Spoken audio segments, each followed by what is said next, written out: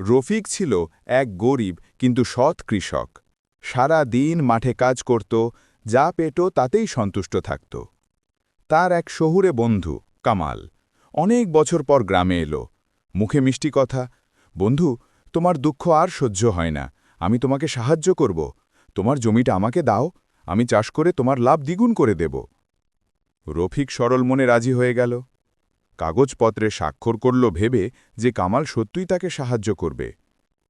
কিন্তু কয়েক মাস পর জানতে পারল কামাল আসলে জমিটা নিজের নামে করে নিয়েছে। রফিকের মাথায় যেন আকাশ ভেঙে পড়ল। তবুও সে কিছু বলল না, শুধু বলল, আমি তাকে বিশ্বাস করেছিলাম, কিন্তু সে আমার বিশ্বাসকে বিক্রি করে দিল। বছর কেটে গেল, কামালের ব্যবসা লাটে উঠল। শহরের লোক তাকে ঠকিয়ে গেল। একদিন সে ফিরে এলো সেই গ্রামে, ক্ষুধার্ত, অসুস্থ, ভাঙা মানুষ। রফিক তখনও আগের মতো চাষ করছিল, নিজের ছোট্ট জমিতে, পরিশ্রমে ভরা মুখে শান্তি।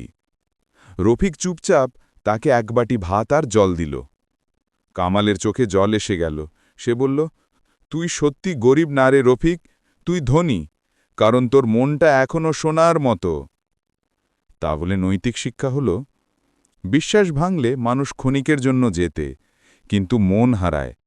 সরলতা দুর্বলতা নয়, তা এক ধরনের শক্তি, যা কেবল সত্যিকারের মানুষই ধরে রাখতে পারে।